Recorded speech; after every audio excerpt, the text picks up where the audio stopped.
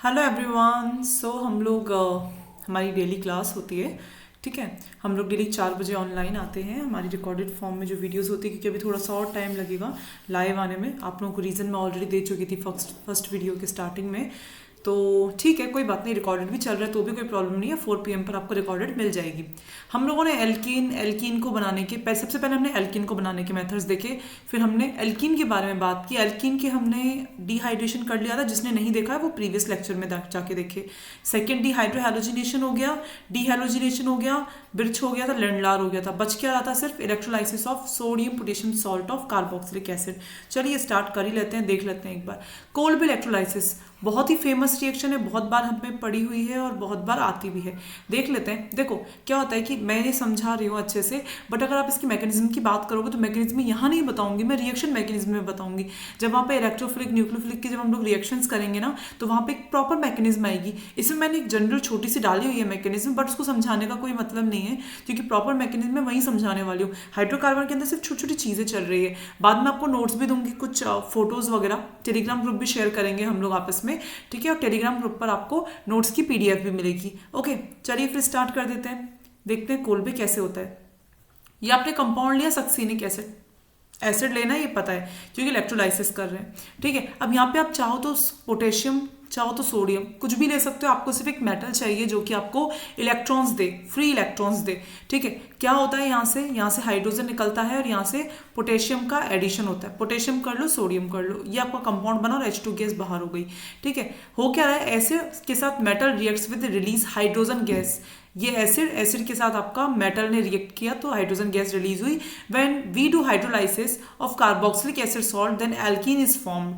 ठीक है, कैसे? जैसे ये वाला कंपाउंड बना, आपको पेपर में जरूरी नहीं है आपको ये एसिड की फॉर्म में दे, आपको ये वाला भी देगा ना कंपाउंड, तो इससे भी वही बनेगा आपका। अगर आपको ये वाला भी दे देता है या इसकी जगह ये दे देता है CH2COO Na दे देता है, ठीक है, इसके साथ नीचे वही CH2COO Na दे देता है, तो भी सेम ही रिएक्शन जाएगी। ठीक है, सेम वही H2 के साथ जब हम लोग रिएक्शन कराते हैं तो क्या बनता है बेटा? CH2 डबल बॉन्ड CH2 कैसे बनता है अभी बता देते हैं, रुकिए जरा। H2 और साथ में NaOH। ठीक है, चलिए अब एक बार देख लेते हैं कैसे क्या हुआ। मैम समझाइए एक बार। ये देखिए, ये रिएक्शन थी आपकी। क्या हुआ बेटा?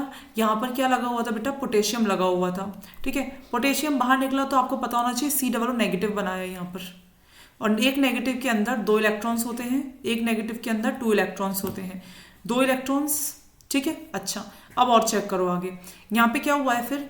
ये जो 2 इलेक्ट्रॉन्स हैं ये आपके कैथोड के ऊपर, क्योंकि एनोड और कैथोड एक इलेक्ट्रिक मीडियम फॉर्मेशन किया हुआ है ना, तभी तो इलेक्ट्रोलाइसिस होगा।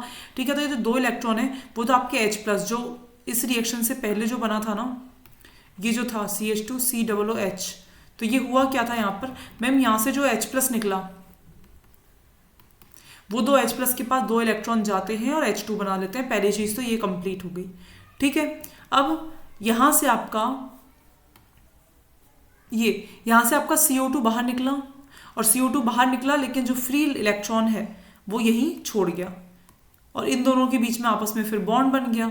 एक इलेक्ट्रॉन 2 इलेक्ट्रॉन के बीच में आपस में बॉन्ड बन गया, ये कंपाउंड बन जाता है आपका।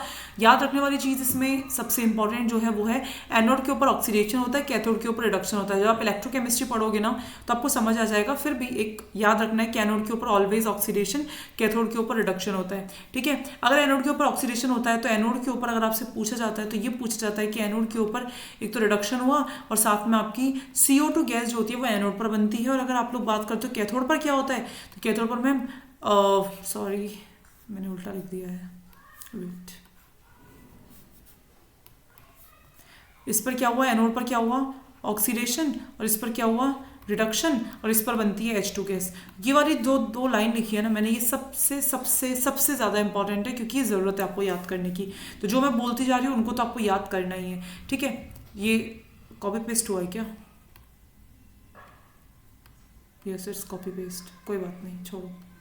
Next, chemical properties of alkene. एक जनरल केमिकल प्रॉपर्टी, ज़्यादा याद करने का जरूरत नहीं है, सिर्फ ये लाइन याद रखनी है। Alkenes are more reactive as compare to alkenes due to pi bonds present in alkenes. ठीक है, क्लासिकल कार्बोकटायन, नॉन क्लासिकल का कोई ऐसा झंझट लेना नहीं है आप लोगों को, कुछ नहीं होता। सिर्फ rearrangement, ring expansion, ring contraction, जो भी कंपाउंड ये जो चीज़ें शो करते हैं उन्हें क्लासिकल कार्बोकटायन बोलते हैं। अभी और बताऊंगी आपको, लेकिन रुको। जैसे H+ H2 के साथ रिएक्शन करा दी, या फिर आप किसी डाइल्यूट H2SO4 ले लो, चलो कोई भी डाइल्यूट एसिड ले लो, उसके साथ जब रिएक्शन कराते हो तो H और OH एडिशन होता है, ये आपको पहले से ही पता था। ये आपकी एक इलेक्ट्रोफिलिक एडिशन रिएक्शन है, ये आपको पता है, EAR रिएक्शन है, ठीक है, ये हम लोग अच्छे से जानते हैं, हमें समझ आता है, ठीक है। ये ओजोनोलाइसिस है, O3 जिंक H2, ठीक है। कैसे है क्या है समझाएंगे, लेकिन ओजोनोलाइसिस को भी हम थोड़ा सा यहाँ पर अभी स्टॉप कर रहे हैं क्योंकि इसकी ज़रूरत हमें है नहीं, ठीक है। हमें यह ज़रूरत है हाइड्रेशन ऑफ एल्कीन की। सोडियम और पोटेशियम का इलेक्ट्रोलाइसिस हो गया है, अब केमिकल प्रॉपर्टीज़ में सबसे पहले आता है hydration of alkene. Hydration of alkene जो आपने पहले देखी थी ना, वो प्रिपरेशन थी कि आप एल्कीन को कैसे बनाते हो, लेकिन अब जो आप देख रहे हो वो देख रहे हो कि एल्कीन से क्या क्या चीज़ें बनाई जा सकती हैं, केमिकल प्रॉपर्टीज, ठीक है। पहला आता है acid catalysed hydration. H plus या H2 के साथ जब आप लोग रिएक्शन कराते हो ना, तो इसमें एक इलेक्ट्रोफाइल बनता है, मतलब एक कार्बोकटायन बनता है। कार्बोकटायन बनेगा तो रीअरेंजमेंट भी पॉसिबल होता है, तो हाँ मैं बोल रही हूँ रीअरेंजमेंट होता है, ठीक है। और डायरेक्ट आपका H और OH ऐड हो जाता है। अगर आप इसकी बात करते हो OMDM की, ऑक्सीमर्क्यूरेशन डीमर्क्यूरेशन की बात करते हो, इसमें भी कोई दिक्कत नहीं, सिर्फ आपको रिएक्टेंट याद कर सॉरी आपको याद करना है ये कि इसके अंदर कौन सा यूज़ किया जाता है, सिर्फ आपको ये याद रखना है, ठीक है। और साथ में NaBH4, NaBH4 की जगह LiBH4 भी ले सकते हो, ऐसा कोई ज़रूरी नहीं है आपको NaBH4 ही लेना है बस, ठीक है। एक रिडक्शन का एक होना चाहिए बस, ठीक है। कैसे होता है कुछ नहीं याद करना, ये आपको पता होना चाहिए क्या यूज़ कर रहे हैं, डायरेक्ट मार्कोनिकॉफ रूल लगा दो, मार्कोनिकॉफ एडिशन करा दो बस, और कुछ नहीं करना, सिर्फ मार्कोनिकॉफ एडिशन करना है। मैम हमें पता है ये इधर गया बॉन्ड, इस पर आया प्लस, इस पर आया माइनस, जैसे इस पर प्लस आया तो इस पर लग गया OH और इस पर लग गया H, बात खत्म बस। OMDM की और अच्छे से पूरा प्रिपरेशन मेथड वगैरह मैं आपकी रिएक्शन मैकेनिज्म में डिस्कस करूंगी, यहाँ पे आपको सिर्फ याद रखना है। अच्छा मैं आपको दिखाऊंगी, मैंने एक डायरी में कुछ चीज़ें लिखी हुई हैं जिससे आपको जैसे नोट्स बनाने होते हैं ना, तो मैं जिस तरह से नोट्स बना रही हूँ सेम डिट्टो आपको भी वैसे ही बनाने, मैं अभी लास्ट में दिखाऊंगी आपको, तो प्रॉब्लम नहीं रहेगी, ठीक है। हाइड्रेशन ऑफ एल्कीन में एसिड कैटालाइज्ड हो गया है, OMDM हो गया, HBO की बात कर लेते हैं, ये रहा आपका HBO, ठीक है। क्या बना HBO में, याद रखना आपका एंटी मार्कोनिकॉफ रूल लगता है। एंटी मार्कोनिकॉफ रूल मतलब बॉन्ड शिफ्ट होना चाहिए था यहाँ पर, लेकिन बॉन्ड यहाँ शिफ्ट नहीं होता है, और बॉन्ड शिफ्ट होता है यहाँ पर। जैसे यहाँ शिफ्ट हुआ, कंपाउंड बना CH3CH सिंगल बॉन्ड CH2, इस पर आया पॉजिटिव, इस पर आया नेगेटिव, तो पॉजिटिव पर आपका अटैच हो जाएगा OH और इस पर हो जाएगा H। समझने वाली चीज़ ये है क्या मैम, समझने वाली चीज़ हमारे पास ये है कि आपने ये ऐड तो कर दिया, लेकिन ये H और OH आया कहाँ से, तो ये यहाँ से आया, OH आया यहाँ से और H आया B2H6 से। मैम अगर हम ये ले लेते हैं B2H6 THF और नीचे हम लोग मान लीजिए मैम सिर्फ H2 को लेते तो आपका H प्लस का एडिशन होता, किसका, H प्लस का, ऐसे भी लिख दिया जाता तो भी आपका H प्लस का होता। अगर आप यहाँ पे OH लिख देते तो OH का होता, मतलब नीचे वाले कंपाउंड से जाएगा आपका सेकंड, मतलब H और OH का एडिशन कराना है ना, तो अब जैसे मान लो मैंने यहाँ पे H2 की जगह D2 को लिख देती, तो आपका किसका एडिशन होता, हाइड्रोजन का और ड्यूटेरियम का। क्वेश्चंस भी मैं कराऊंगी, कोई दिक्कत वाली बात नहीं है, बहुत सारे क्वेश्चंस कराऊंगी तो आपको कंफ्यूजन रहेगा ही नहीं, सिंपल सी चीज़ है। B2H6 से तो आपका जाएगा हाइड्रोजन, और बाकी नीचे आता है H2O और स्लैश में यहाँ पे जो लिखा रहता है उससे आपका जाएगा बचा हुआ कंपाउंड दूसरा, जैसे OH माइनस OD हो गया या ओनली H हो गया, क्या जाएगा वो उस पर डिपेंड करता है, ठीक है। अब हम आगे बढ़ते हैं, आगे देखते हैं। देखिए हाइड्रोक्सिलेशन, हाइड्रोक्सिलेशन कुछ नहीं है, दो OH ग्रुप को अटैच, जहां पर भी दो OH ग्रुप अटैच हो जाते हैं अगल बगल एडजेसेंट कार्बन पे, उसे हाइड्रोक्सिलेशन कहते हैं, ठीक है। ये कुछ समझने का ज़्यादा दिक्कत करनी नहीं है तुम लोगों को, कुछ नहीं है, जैसे इसमें सिर्फ दिखा रखा है ये फर्स्ट और ये सेकेंड, चाहे अगल बगल वाले कार्बन पे OH ग्रुप ऐड हो गया। ये रिएक्शन है OSO4 की, KMNO4 की, AgO2 की और एक इसकी, 4 रिएक्शन है, याद करोगे तो समझ आ जाएगा। ये वही सेम मैकेनिज्म मैं नहीं बताऊंगी, बिल्कुल भी नहीं, बस OSO4 और KMNO4, ये KMNO4 है 1% एल्केलाइन कोल्ड KMNO4, ठीक है, और ये OSO4, दोनों से ही अगर आप रिएक्शन कराते हो तो सिन एडिशन होता है, कुछ नहीं करना आपको। मान लीजिए कोई रिएक्शन दी आपको, जैसे ये रहा, ये रही रिएक्शन, KMNO4 कराया, मैम सिन एडिशन की आपने बोला था, मतलब एक ही डायरेक्शन में, ये लो सिन लगा दिया, OH लगाना है, बस 2 OH अटैच करने अगल बगल, दैट सेट, और कुछ नहीं करना। KMNO4 की जगह अगर आपको मैंने OSO4 भी दे दिया ना, तो भी बस अगल बगल वाले पे आपको OH का एडिशन करना और कुछ नहीं करना, ठीक है। 3-4 चीज़ें कैसे याद रखोगे वो मैं अभी आपको डायरी में से शो करूंगी कि आपको कैसे नोट्स बनाने हैं अभी इस टाइम, ठीक है। जैसे ये है, ये आप O काट दो आप। एंटी एडिशन किस किस का होता है, तो एंटी एडिशन होता है इन दोनों का, लास्ट वाले दोनों कौन से क्या कराते हैं बेटा, ये एंटी एडिशन कराते हैं। इधर क्या होता है, अपोजिट में OH ग्रुप, देख सकते हो आप लोग अपोजिट में जुड़ा है। जैसे देखो यहां पर OH, एक मिनट रुकिए जरा, हाइड्रोजन के साथ रिएक्शन नहीं कर रही, O नेगेटिव है ना, ये H प्लस आके अटैच कर देगा, ये OH हो जाएगा।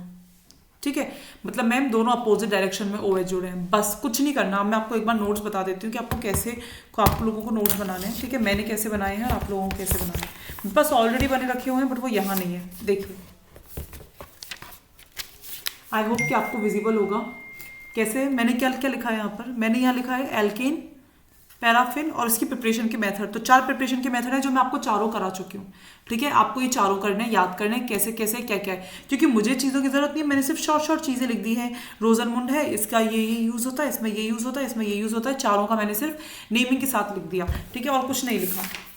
अगर आपको एल्किन की बात की जाती है तो मैंने यहाँ पर भी एल्किन शो किया, एल्किन की सारी रिएक्शंस लिखी है, और यहाँ पे एल्किन्स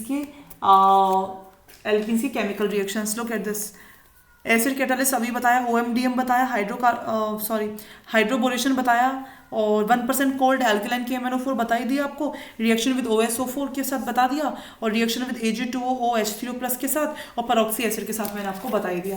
कोई दिक्कत है ही नहीं, एंटी वाले मैंने बता ही दिए आपको सारे।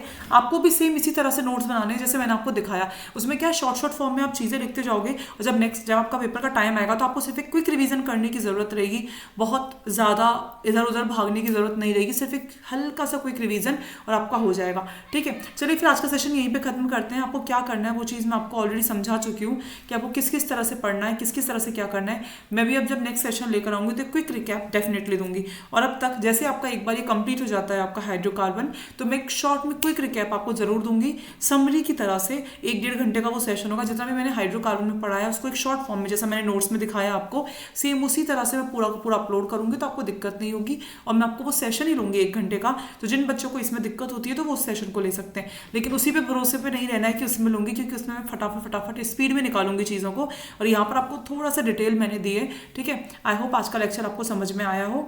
मिलते हैं आपसे नेक्स्ट सेशन में, तब तक के लिए bye bye, take care and all the very best.